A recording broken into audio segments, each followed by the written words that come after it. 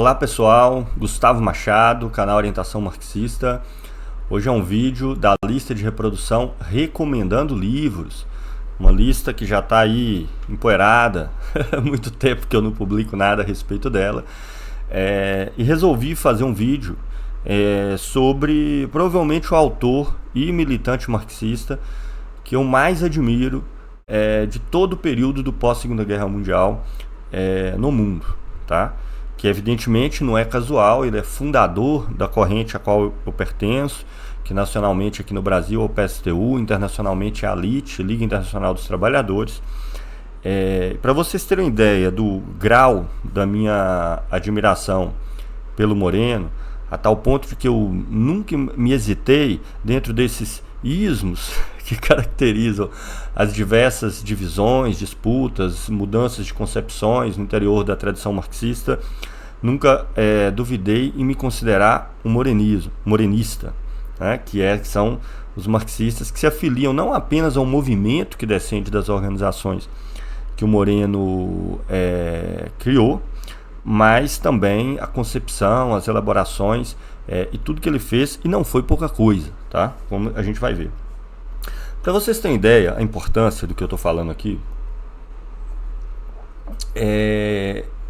eu já falei isso em outros vídeos e vou repetir.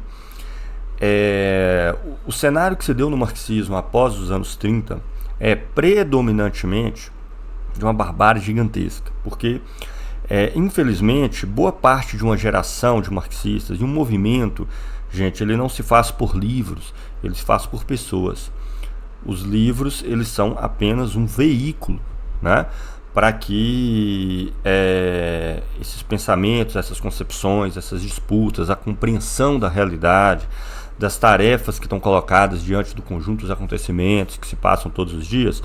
Então os livros são apenas um veículo para que tudo isso seja transmitido, discutido, aprofundado entre os indivíduos, entre as pessoas.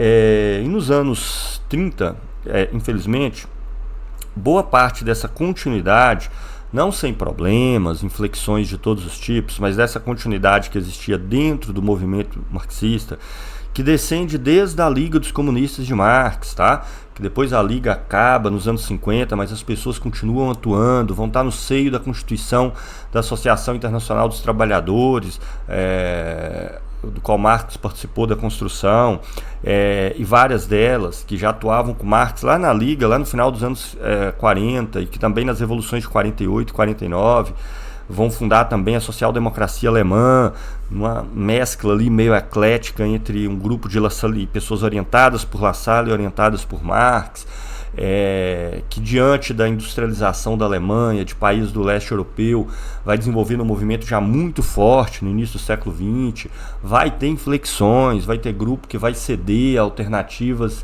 institucionais de intervenção na realidade, é o que vai acontecer com a social-democracia alemã, que vai gerar cisões e por aí vai. Mas você tem um movimento com a linha de continuidade até os anos 30.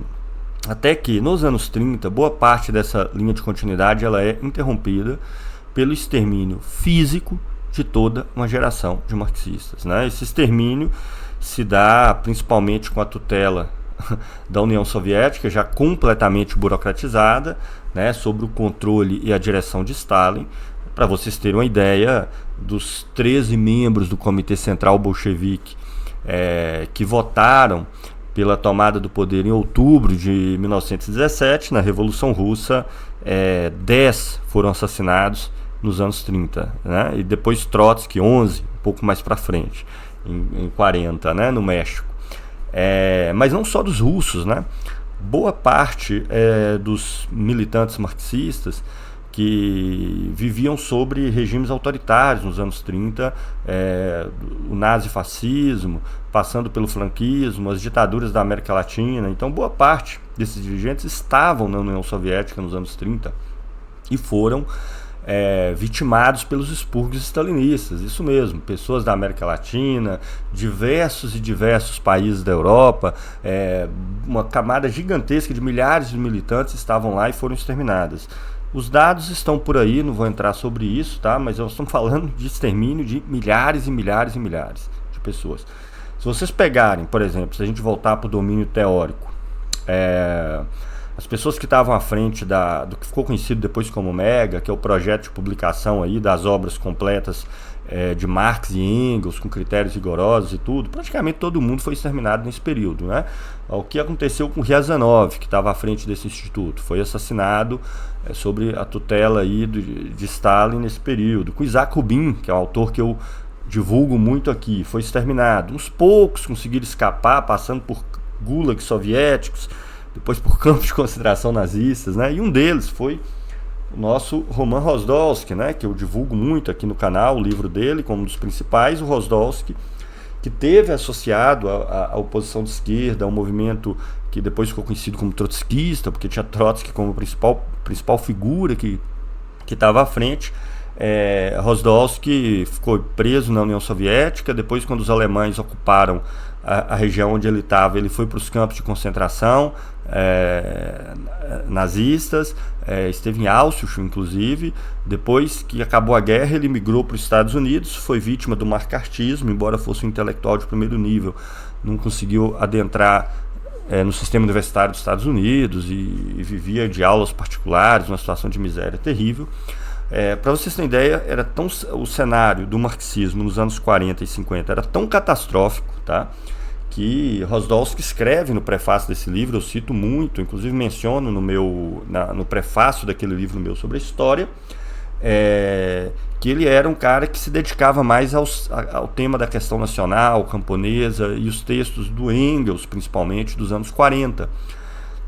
E aí ele se deparou com o exemplar dos Grundrisse, que foi um dos poucos que saiu da Rússia e foi parar no Ocidente por causa do contexto da guerra, e ele viu que aquela obra era tão importante para o Capital de Marx, e que a atual geração de marxistas era uma barbárie tão grande, era tão ruim, que, embora ele não fosse um especialista no tema, ele se viu obrigado a estudar aquele texto e produzir uma obra de estudo, análise, investigação e publicização dos Grundrisse de Marx, e publicou Gênero e Estrutura do Capital, que é um marco, tá? Um marco inconteste até os dias de hoje. Por que eu estou fazendo todo esse cenário?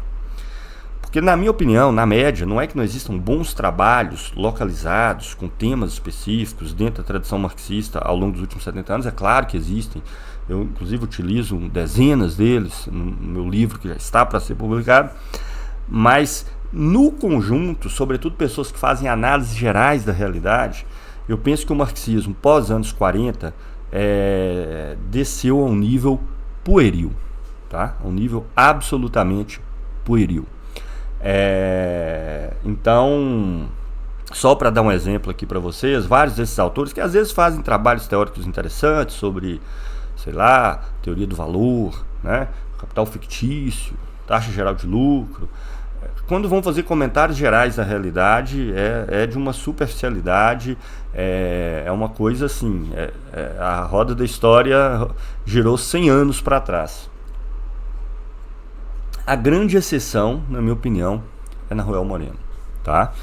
Que, inclusive, não sem razão, teve, por um lado, a sorte de se desenvolver dentro da Argentina, que era um país em que o peso dos PCs, dos partidos comunistas, que na prática atuavam como mera correia de transmissão da União Soviética, com aqueles manuais patéticos sobre o materialismo histórico, aquilo que se transformou predominantemente o marxismo no pós-guerra, o PC tinha um peso muito pequeno dentro da Argentina. Isso permitiu um desenvolvimento mais, digamos assim, espontâneo, de pessoas que puderam então ter acesso aos textos, puderam atuar no movimento, intervir, criar organizações, sem o peso e a influência que os PCs normalmente tinham na maioria do mundo. Não sem razão, foi na Argentina que surgiu figura como Milciades Penha, que eu já divulguei o livro aqui várias vezes, tem um vídeo aqui no canal, que é o livro de introdução ao marxismo do Milciades, que eu considero o melhor que eu já li. Milciades, inclusive, que atuou junto com Nahuel Moreno na Argentina durante décadas, participaram das mesmas organizações. No final da vida eles acabaram se separando, mas foram muito próximos. Inclusive alguns trabalhos do Milciades foi feito em conjunto com o Moreno. E o Nahuel Moreno tem uma obra bastante vasta, com temas muito fundamentais. Eu queria apresentar várias delas para vocês aqui hoje, tá? Eu só chamo atenção para o seguinte, para um leitor não iniciado, A linguagem do Moreno é muito acessível, é extremamente acessível, mas a maioria dos textos que ele escreve são textos internos às organizações que ele construiu e dentro da qual ele atuava. Então é uma linguagem que está discutindo com militantes. Então essa é a primeira coisa, tá? Então a maior parte dos textos, não todos, vou trazer alguns aqui, são textos escritos para esse contexto. Então já pressupõe, ele está dentro de organizações que já está dentro dessa orientação trotskista e tudo, então ele vai usar uma terminologia que é uma terminologia que já é comum, conhecida e partilhada, né, com todo aquele grupo de pessoas para quem os textos foram diretamente escritos e que pode talvez gerar alguma estranheza para quem está acostumado a ler, não está acostumado a ler literaturas com esse caráter de textos escritos voltados internamente para uma organização. Então esse é o primeiro aspecto que eu chamo a atenção. E o segundo ponto importante com relação a esse trabalho do Moreno é que boa parte dos textos dele tem como centro a tarefa que, na minha opinião, é uma tarefa fundamental, inclusive nos dias de hoje, está voltado para o tema da atividade militante, organizativa, de intervenção, de construção de uma organização que tenha força, influência, penetração nos amplos setores da classe trabalhadora suficiente para conseguir intervir no curso da história, para conseguir convencer a maior parte dos trabalhadores do projeto qual nós defendemos e construir uma revolução socialista no Brasil e no mundo. Então boa parte dos textos dele tem esse caráter. Então não são textos voltados para uma análise assim, geral da sociedade, o que está acontecendo, para onde vamos. São textos voltados para a intervenção na sociedade, predominantemente. Tá? Então, vários desses textos marcaram profundamente a minha trajetória e eu vou começar aqui por um de introdução que eu considero fantástico, tá?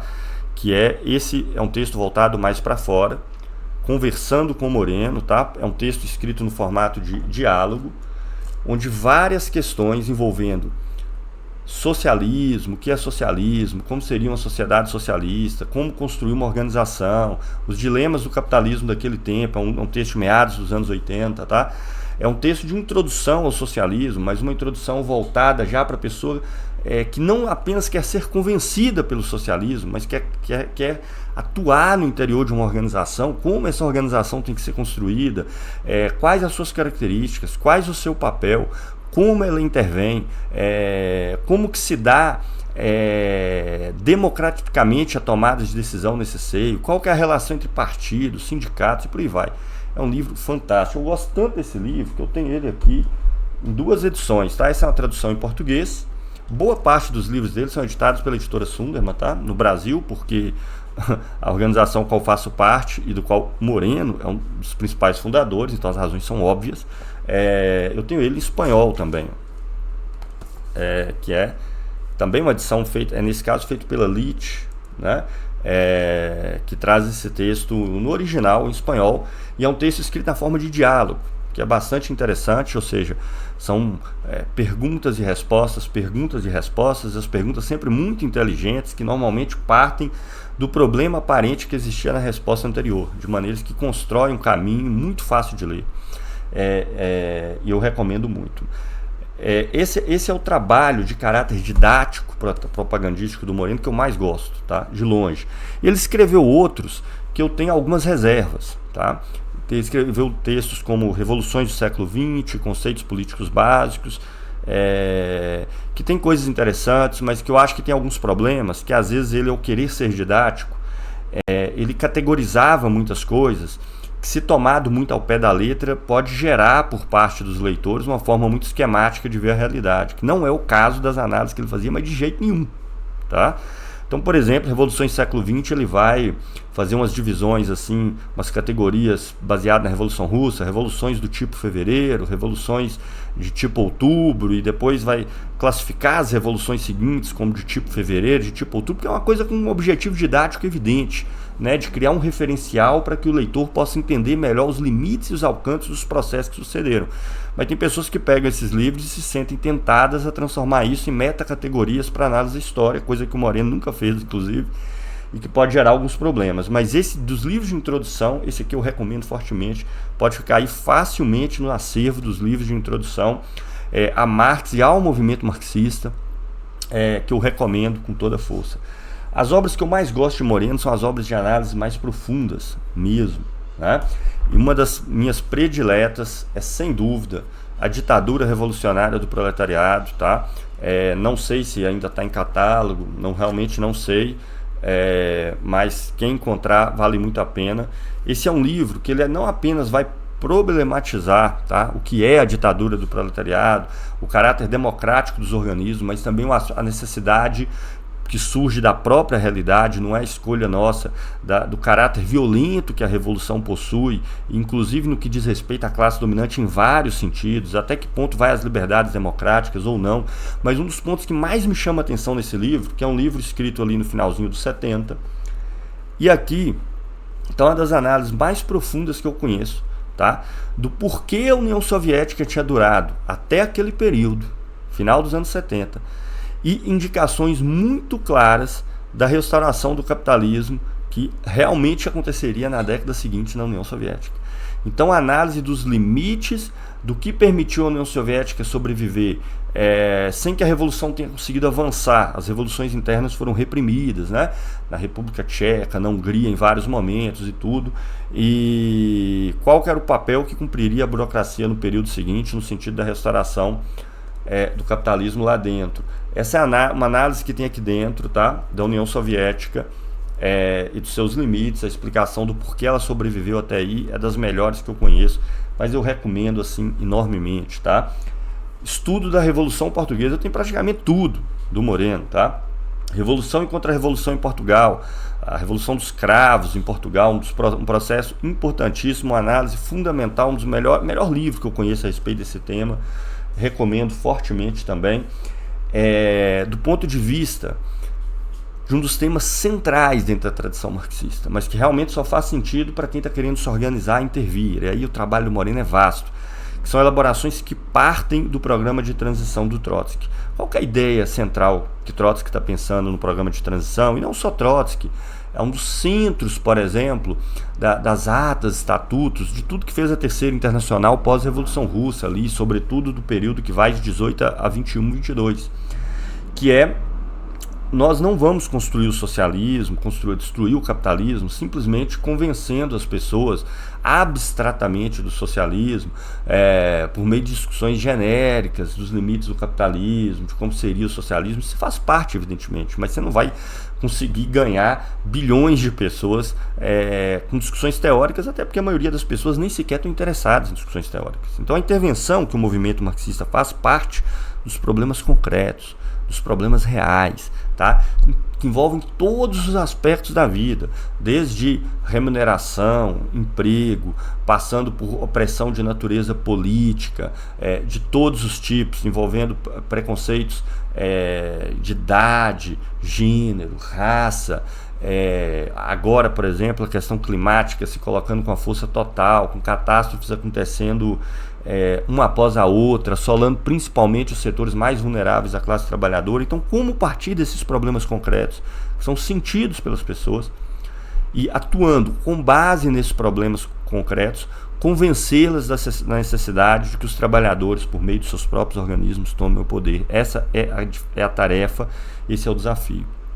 E Moreno é, sem dúvida, o autor que as mais significativas contribuições a respeito desse problema do programa de transição deu em toda a tradição marxista do século XX posterior a Trotsky. O principal livro dele, na minha opinião, se chama Traição do OCI, que é uma organização com que ele polemizava na época, mas que vai estar dentro desse livro aqui, ó, que é Os Governos de Frente Popular na História. Tem esse título porque agrega 2 textos com o mesmo tema, mas 70% a 80% dele é a traição do ACI. É um livro fantástico. É a elaboração mais avançada que eu conheço sobre o tema do programa de transição. Está dentro desse livro, Os Governos de Frente Popular da História. Para quem interessa por esse tema, que extrapola muito a mera análise dos problemas da nossa sociedade hoje, está preocupada do que fazer diante desses problemas, eu recomendo fortemente, tá? Outro livro que é um clássico, um dos livros mais conhecidos de Nahuel Moreno, que é O Partido e a Revolução, tá? Aqui já está mais preocupado com a questão organizativa, mas não tanto com a questão organizativa do ponto de vista burocrático, instrumental, do ponto de vista da intervenção da organização, né? Como caracterizar as pessoas que estão fora da organização, entender rigorosamente o que é vanguarda, o que não é, análises no que diz respeito ao nível de consciência que as pessoas têm, da intervenção feita a partir desse nível de consciência, mas tendo sempre como pressuposto onde nós queremos chegar. Então, e aqui ainda traz, na primeira parte desse livro, tá? Ele está dividido em 2 partes, na verdade, todo um balanço dos problemas nas intervenções por várias organizações, incluindo algumas chamadas de trotskistas, em todo o período que vai aí dos anos 50, 60 em diante. É um clássico do Moreno. E eu gosto tanto que eu tenho livros aqui, inclusive, que vai ser muito difícil de encontrar, tá? Mas formatos digitais se acham, mas que, por exemplo, o método de interpretação da história argentina, tá? Frente às mistificações e falsificações da historiografia liberal e dos revisionistas, só em espanhol, não tem tradução para o português, tá? E ele realizava cursos de formação que eram transcritos ou às vezes apresentados no formato de diálogo, e esse aqui é sensacional, que é Crítica às Teses da Revolução Permanente de Trotsky, é isso mesmo que você está vendo, Crítica às Teses da Revolução Permanente de Trotsky, e Teoria da Revolução, que é um livro fantástico, tá? E eu queria até terminar com um trecho desse livro, para vocês entenderem o espírito da elaboração do Moreno, tá? Vocês podem analisar, o Moreno não era trotskista, ele está aqui criticando as teses da Revolução Permanente do Trotsky? Sim, para eles não era nenhum problema. E essas críticas que o Moreno faz a Trotsky, algumas coisas eu acompanho, eu acho que ele estava absolutamente certo, e algumas eu acho que não. Isso não é nenhum problema. Sabe por quê? Vamos pegar aqui o que o Moreno diz na página 48, e esse é o espírito de todas as elaborações dele. Elas não são feitas levando muito a sério os clássicos, como Lenin, né? Que está aqui atrás agora, ganhei esse quadrinho aí, de um grupo cultural lá de Contagem, agradeço, coloquei aqui no cenário do canal. Ele levava muito a sério os clássicos, Lenin, Trotsky, Marx, estudava os clássicos a sério, mas jamais os tomando de forma dogmática. Então isso é algo que está no centro aqui do canal Orientação Marxista, para quem me acompanha, por exemplo. Meu objetivo é sempre que a pessoa entenda as coisas. Eu não quero que as pessoas simplesmente, por exemplo, acreditem no que eu falo, né? Eu sigo o que pensa Gustavo Machado, o que ele falar, eu vou atrás, né? Eu prefiro que as pessoas entendam o que eu falo, eu prefiro que elas discordem de mim, entendendo o que eu falei, do que elas concordem sem ter entendido o processo do qual eu estou falando e as saídas a partir da compreensão desse processo. Por quê? Porque se elas me seguem cegamente, é um vínculo meramente individual. Qualquer coisa que eu faça que as decepcione, elas vão estar em outra posição aí qualquer. Se elas discordam de mim compreendendo o que eu falei, se eu tiver alguma razão, o próprio processo, a própria experiência vai mostrar quem está certo e quem está errado e vai permitir assim que as pessoas avancem. E uma coisa que o Moreno escreve aqui na página 48, que todos esses livros dele são focados em que as pessoas entendam os processos. Tá? Entendam o que ele está apresentando. Não é, olha só, eu tenho aqui uma citação de Trotsky ou de Marx que diz A, B, C e D, logo é A, B, C e D, porque Trotsky, Lenin e Marx falaram A, B, C e D. Foda-se o que falou Lenin, Marx e Trotsky, eu sempre falo isso. Claro que foda-se, vírgula. Eu levo muito a sério o que fala Lenin, Trotsky ou Marx, por exemplo, ou o próprio Moreno, não porque foram essas figuras que falaram e eu sou um devoto dessas figuras, mas porque elas explicam o processo, eu compreendo o processo e bate, ao menos nas suas linhas gerais, diante do que está acontecendo na realidade. E o Moreno escreve aqui, quando ele faz um curso onde ele está criticando as teses, que é um pedaço, tá, do livro A Revolução Permanente do Trotsky, que é assim, um marco dentro de todo o movimento que se originou e desenvolveu sobre a orientação trotskista. Ele escreve, logo após fazer suas críticas: nós não pertencemos a uma igreja e não temos uma Bíblia que se chama Teoria da Revolução Permanente, escrita por Trotsky em 1927. Como essa Bíblia escrita aí séculos depois de Cristo. Nós, felizmente, não temos uma Bíblia. Nenhum documento definitivo, senão documentos científicos que mudam com a realidade e com um novo estágio da realidade. Se eu lograr que esse curso, vocês saiam convencidos de que tem a obrigação de pensar e que esse pensamento seja aberto, eu teria logrado o maior percentual e êxito que quero com esse curso. Tá? Então, eu termino aqui com essa citação, que eu acho que é fundamental e está no espírito de tudo que o Moreno fez.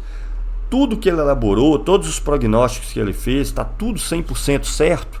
Não necessariamente, assim como não está 100% certo tudo que elaborou Trotsky, Lenin, Marx, etc.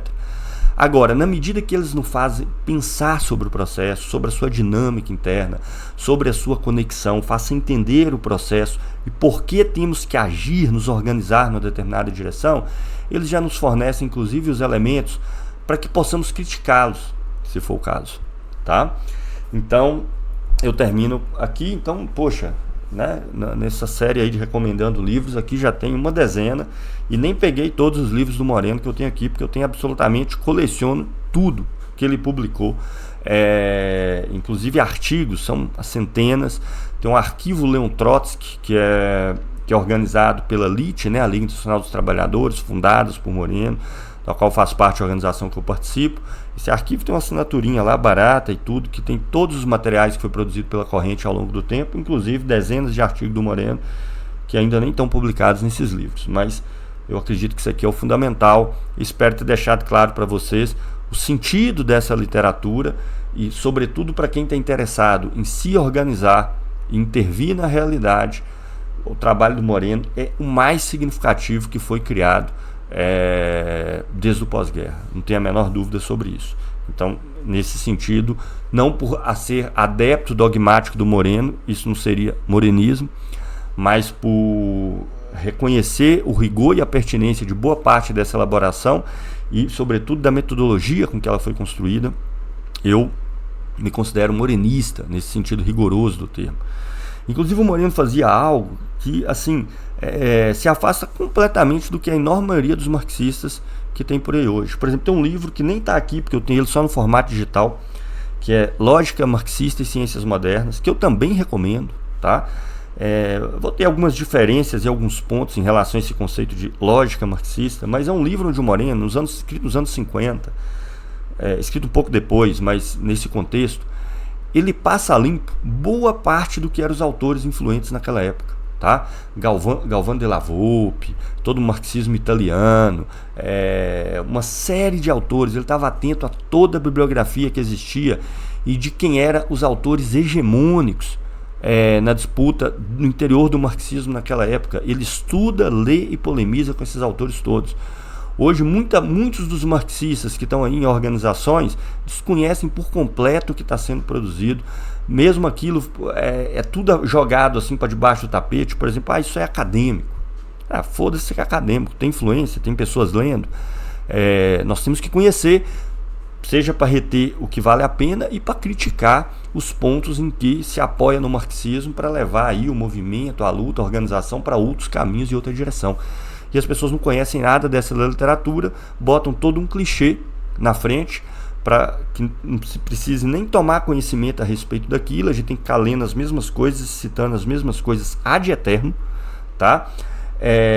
E torna totalmente incapaz esses supostos marxistas de ter uma intervenção viva frente às pessoas que são influenciadas por toda essa literatura, com as quais nós temos que conhecer, saber dialogar, saber apontar os limites e conseguir disputá-las para uma concepção e uma intervenção que seja cada vez mais coerente com a intervenção efetiva e um revolucionamento da sociedade de fato, e não que fica com um abismo entre um discurso cheio de clichês, né, e as pessoas com as experiências que ela tem e as coisas que elas leem, onde um lado e outro não se conversam, não se comunicam, não se dialogam, torna impossível qualquer programa de transição, que foi o tema da vida do Moreno. Tá joia? Então é isso. Fico aí com toda essa série de recomendações. Até o próximo vídeo, que vai sair em breve, tá? E tem a ver com o meu livro, que já está no prelo. Um abraço.